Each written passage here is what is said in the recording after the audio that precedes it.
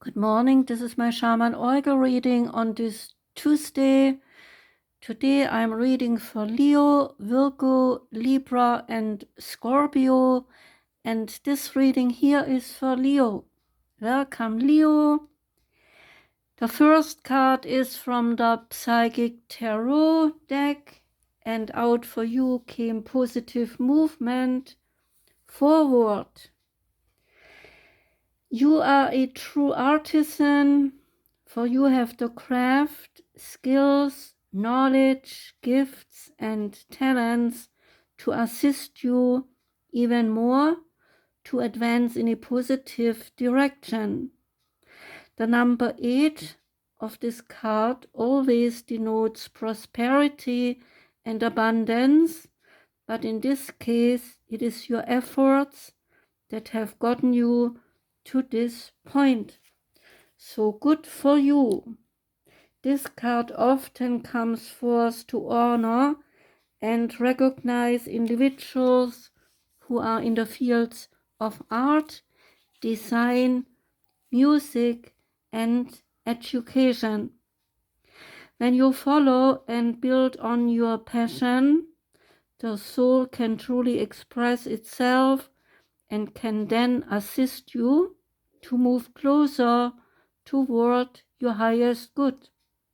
An opportunity could suddenly come up with an offer for an apprenticeship, so notice if there are areas of passion that are trying to manifest into your world.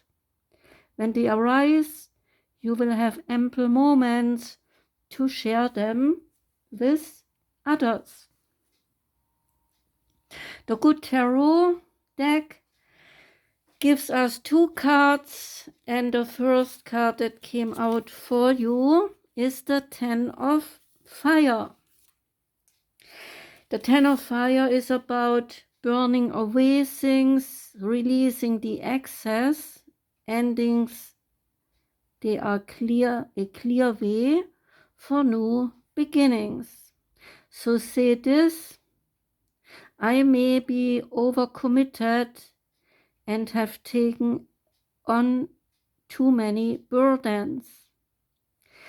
So in this moment, I do the work of decluttering my life. All that I release will take new form and serve the greater whole, but I no longer need to hold on to it simply because it once seemed to have a value for me. I thank it for what it did for me, but say goodbye to the emotions, relationships, and situations that I realize do not belong in my life anymore. And the second card is the 2 of Fire, and that card relates to creative planning for the future, mapping out the progress, trusting in the unknown, and spirit-inspired ambition. See this? When I cannot see how my dreams will coalesce into form, I can trust in the process of co-creation and engage more deeply in the process of envisioning something new. I have already started to make progress, and soon my passion will attract the perfect situation for me. The light of spirit helps me to see my way and feel the universe aligning to bring me what I need. The Rose Oracle card that you got is Brothers of the Rose. And the Brothers of the Rose, the card is about sacred masculine, honor, protection, and support. This is a card of the sacred masculine. Like the feminine, the sacred masculine exists within each of us, and together we are all being called to balance both energies within us, the sun and the moon, solar and lunar. Perhaps this is what it means to birth a new world. The sacred, mature masculine is something so needed in our world. It is the part of us that lives in deep honor and reverence of the feminine. It recognizes the goddess within all of life, including the earth, and is committed to protecting and living in devotion to the feminine. The sacred masculine knows that striving and overpowering, enduring and conquering are not helpful. The sacred masculine is strong and tender, protective, but not defensive. So this card could be a sign that you are being called to work on the sacred masculine energy within you that is maturing and rising.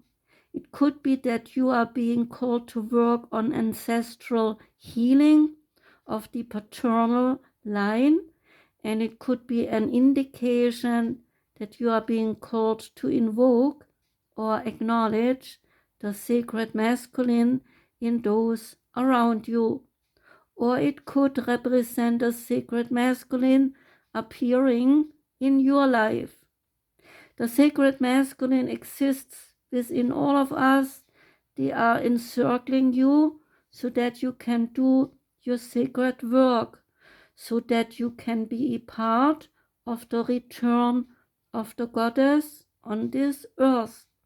The rose is their emblem, and they wear it proudly on their hearts. So ask this soul inquiry: how can I be called to work with the sacred masculine? The divine feminine card that came out for you is Yeshe Tsogyal, the Lady of the Lotus born. She says, embodiment is the deepest bliss.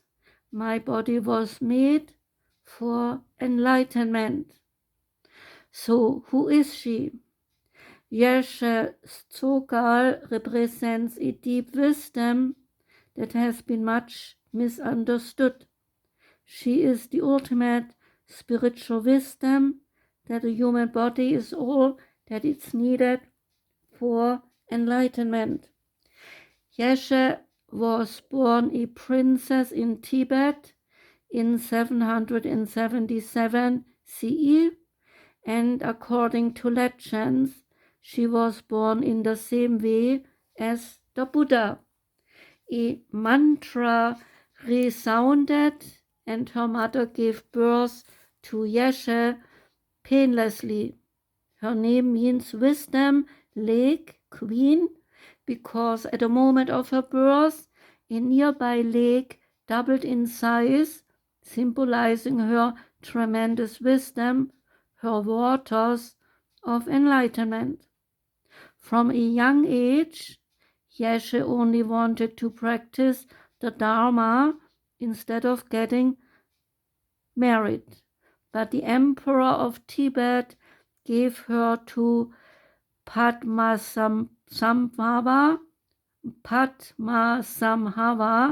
who had traveled to Tibet from India to spread the Buddha's teachings. He became her main consort and husband, and together they each founded their own lineage of Buddhist teachings. She spent many years isolated in meditation and accomplished several cycles of tantric spiritual practices. She received esoteric initiations and became known as a fully enlightened Buddha in the form of an ordinary woman. She is also considered to be an incarnation of Varayogini, and her husband predicted that she would reincarnate as the legendary Tibetan Buddhist tantric teacher and yogini Magik Lebron. So when the card comes up in your reading, it can be so easy to forget that everything we touch, everything we say, and everything we do is not separate from the divine. Yeshe embodied one of the most potent spiritual truths, that the female body is an asset to enlightenment and not a hindrance.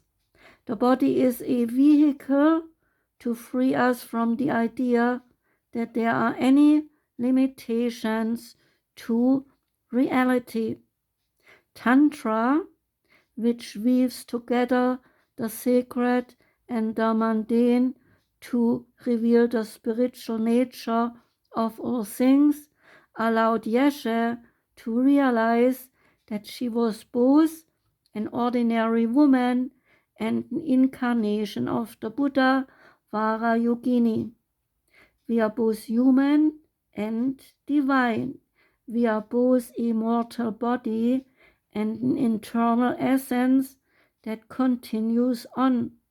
The body too often can be the scapegoat for so much hate, distrust, and violence. The body holds infinite wisdom, pleasure, and possibilities. So this is the moment to see your gorgeous body as the tremendous gift it is. It's the moment to realize that there is no greater intoxication than just being fully in your body from head to soul. Yeshe is the call to remember the holiness of your flesh, the deep wisdom your body contains, and the temple you walk around in every day. So ask this soul voice meditation: what helps me remember that my body is sacred? And say this intention: embodiment is the deepest bliss. My body was made for enlightenment. And the wisdom of the House of Night card that came out is called denial. And the goddess Nyx says to you that not everything is in reach, my child.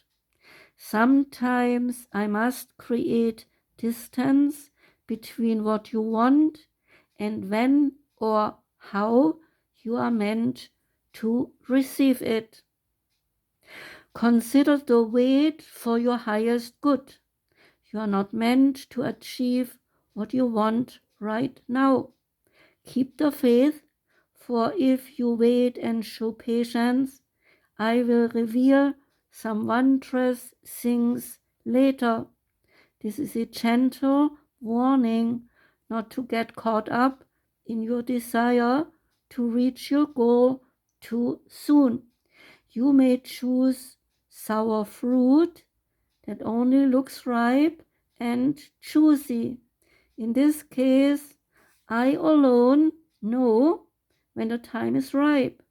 So you need patience, my child.